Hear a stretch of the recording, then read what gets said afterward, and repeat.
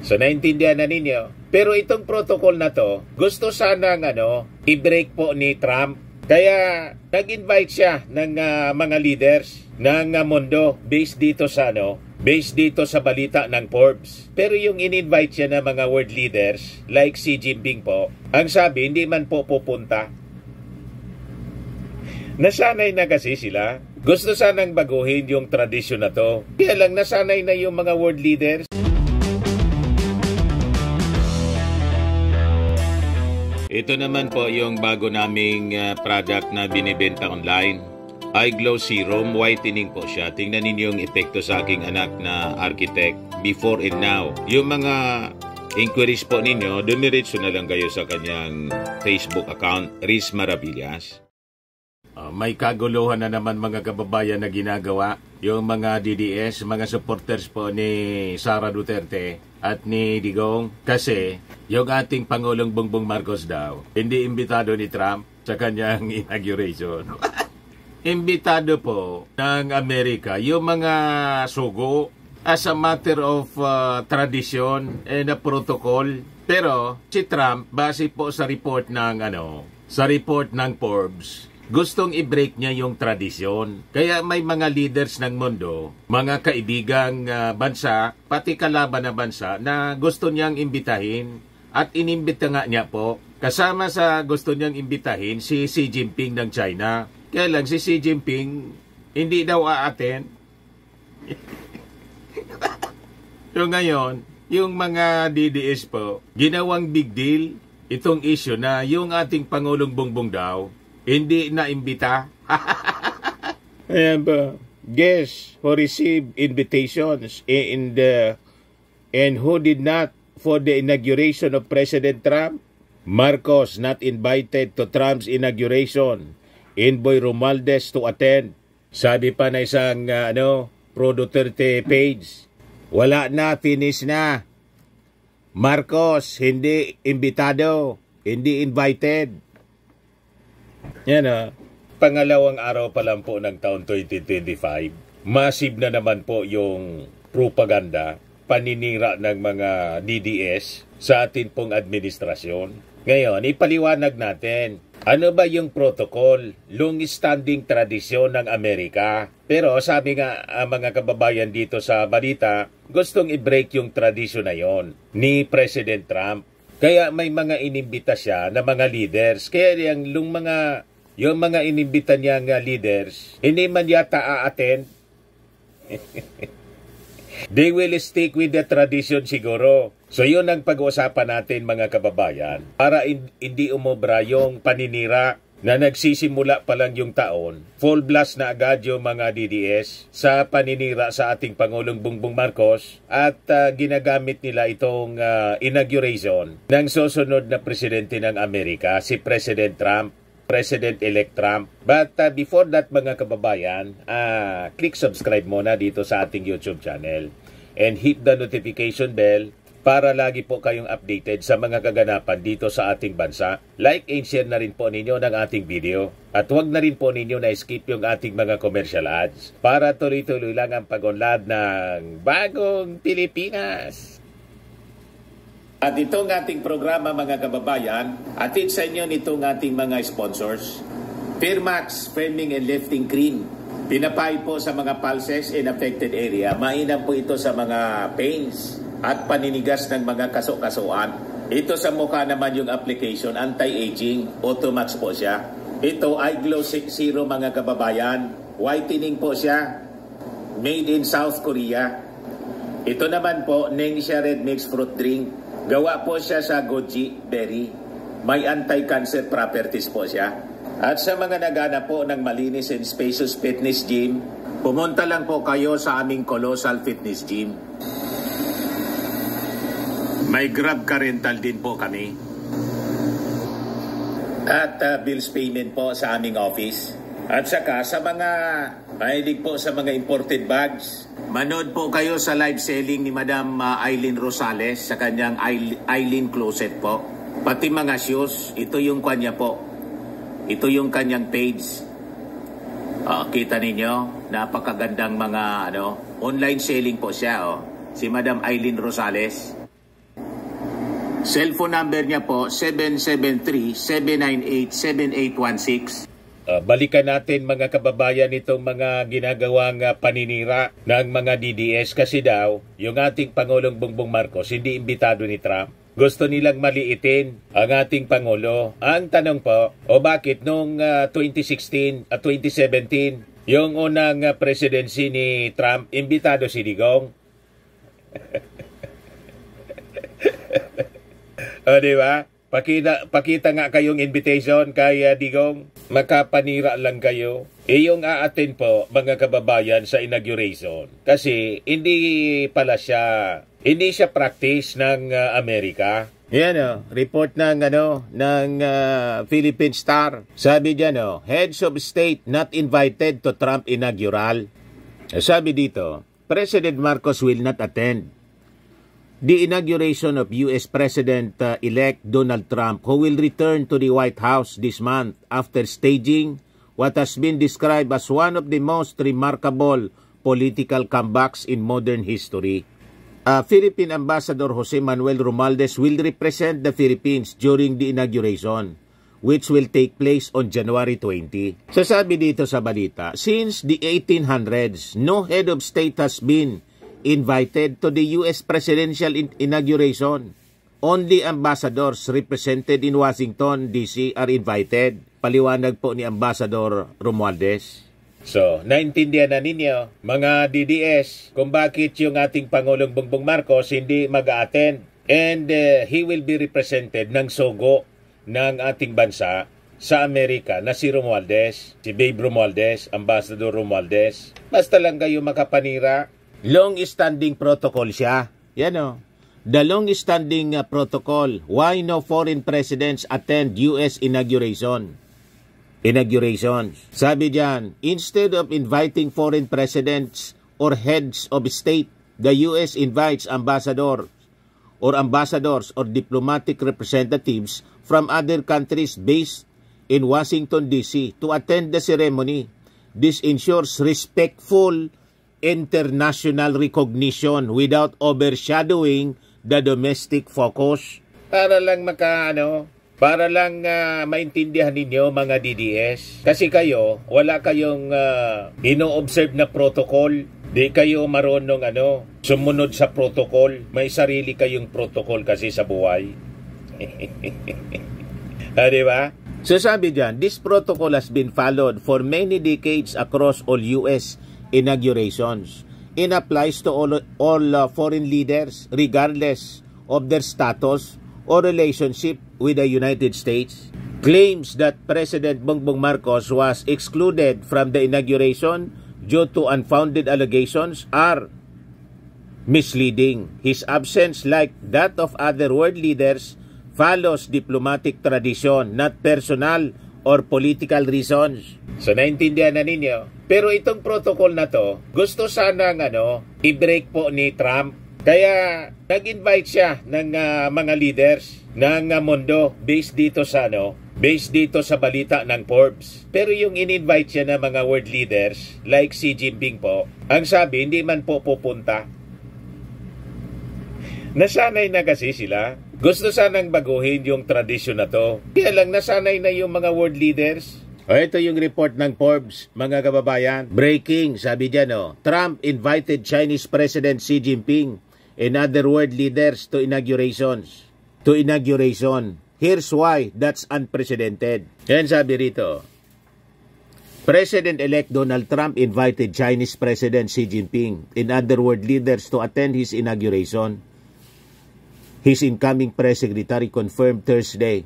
And though the Chinese leader has reportedly declined the invitation, other world leaders could still attend the inauguration, and their presence there would be a historic first. So sabi dito sa balita, Trump spokeswoman Caroline Leavitt confirmed the president-elect's invitation on Fox and Friends Thursday after it was first reported by CBS News Wednesday night, telling the Fox host it was an example of President Trump creating an open dialogue with leaders of countries that are not just allies but are our adversaries and our competitors too. Xi is not expected to attend the ceremony, CBS News reported late Thursday, citing anonymous sources, but it remains to be seen if other world leaders could be at the inauguration. As Levy told Fox that Trump has also invited other heads of state but did not specify any particular leaders. So hindi man binanggit other than si Xi Jinping. Ang tanong ngayon, alin yung maganda? Yung sitwasyon ng ating Pangulo na hindi mag-a-attend kasi unang-una, alam niya na ang mga leaders ng mundo sa US inauguration po ng presidente, by protocol and tradition, hindi man talaga ini-invite as a matter of protocol. O yung in-invite nga pero hindi a-attend. Si Xi Jinping na barkada ni Digong, in-invite pero hindi a-attend. O di ba, mga kababayan? Kasi gusto sanang i-break yung tradition and protocol ni Trump. Kaya lang paano yun na nakasanayan yung protocol na ganun? Sanay na yung mga world leaders. O ngayon, ano yung rason, mga kababayan, bakit ganon yung protocol? Ganon ang tradisyon. Basahin natin dito sa pinablish na artikulo ng Miami Herald. O, sabi dyan, have world leaders ever attended U.S. inaugurations? What to know as Trump sends invites? Sabi dito sa balita, President-elect Donald Trump has invited multiple world leaders, including allies and adversaries, to his inauguration next month. Their attendance would be unprecedented according to a historian. Among those who have been invited to the January 20 ceremony, si Chinese President Xi Jinping, Italian Prime Minister Giorgia Meloni, Ukrainian President Volodymyr Zelensky, and Argentinian President Javier Milei. Si Milei, a Trump ally and free market conservative, confirmed he would be attending the swearing-in event in December 17, post-social media. So sabi po ng isang historian, presidential historian na si Tomas Balcerski, the presence niya of a single foreign leader, let alone several, would break with long-standing U.S. tradition. Inviting heads of state to Inauguration Day is something new under the sun, sabi po ni Balcerski. In fact, sabi niya po, in the past, foreign leaders have been expressly forbidden from attending the day's events. Kita ninyo, noon pa pala, noong mga nakaraang panahon, bawal ang isang head of state na mag-attend sa ganyan. Sabi rito, for example, in 2009, ahead of then President-elect Barack Obama's inauguration, the State Department sent a letter to embassies saying, as in the past, foreign delegation will not be invited to Washington for this occasion according to the San Diego Union Tribune. Bakit siya ganyan? There are several important factors to consider, sabi po ng historian, presidential historian na si Balcerski. For one, in the early days of the Republic, it would have taken a long time for world leaders to travel to the U.S. for this ceremony. Another political point to consider, a visit by a head of state is usually occasion for rolling out the red carpet. A joint press conference and a state dinner typically follow, sabi po ni Balcerski. On Inauguration Day, no such treatment would be afforded. Perhaps because of this, foreign leaders have saved their visits for a later occasion. So hindi mabibigyan po ng red carpet red carpet na pagsalubong ang isang foreign leader. Kaya hindi yon pinapractice nila, hindi yon ginagawa. Parang bumababa yung pagkatao ng isang leader pag hindi mo pinol out yung isang red carpet na pagsalubong. Naintindihan na ninyo? Siguro si Xi Jinping kahit ininbita, hindi pupunta. O di ba pa, mga kababayan? So alin ngayon ang mabuti? Ang maimbita o hindi maimbita? Inimbita nga pero inisnap.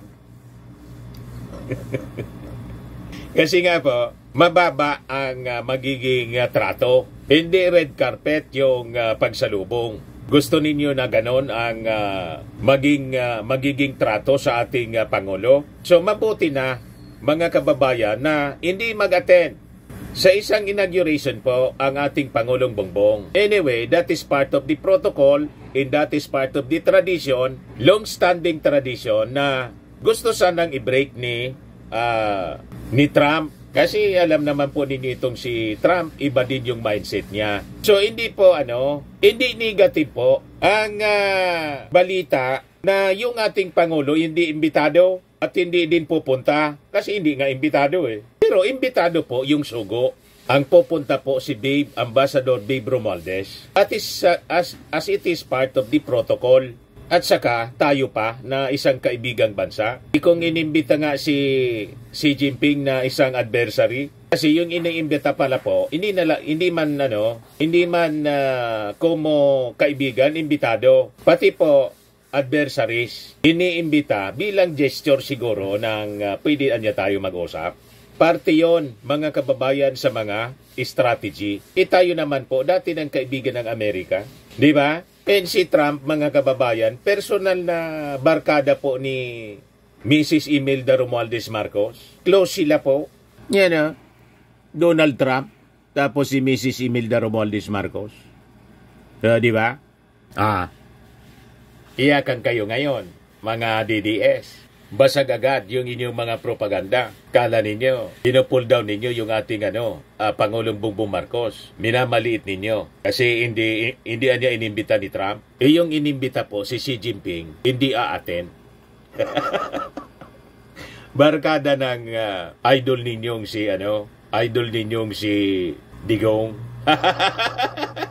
Tapos sabi nga natin, ang tanong, naimbita ba si Digong ni Trump noong unang inauguration niya? Yes, sabi po ni Caroline, yung spokesperson po ni Trump, cutting ties with tradition niya and sending invites far and wide. Trump is helping to bolster America's relationships across the globe.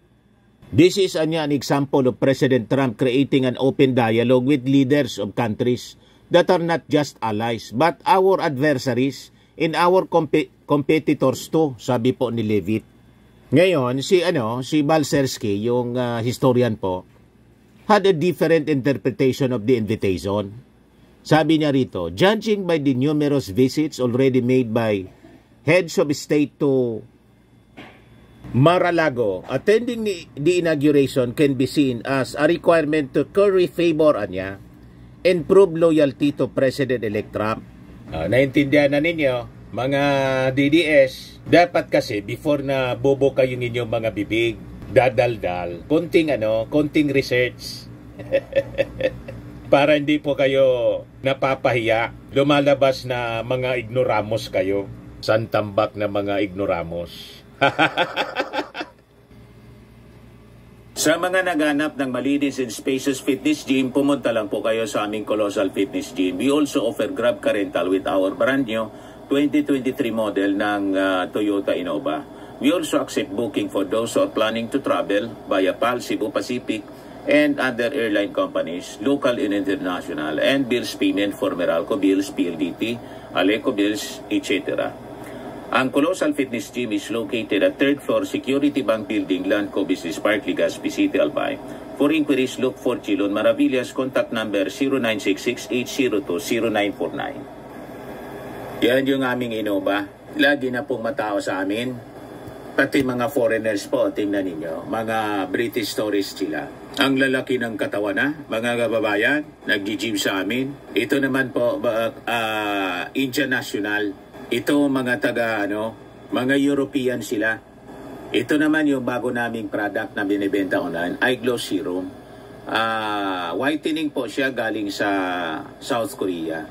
Tingnan ninyo yung epekto sa aking anak na architect entrepreneur, Riz Maravillas. For inquiries, look for Riz Maravillas on FB.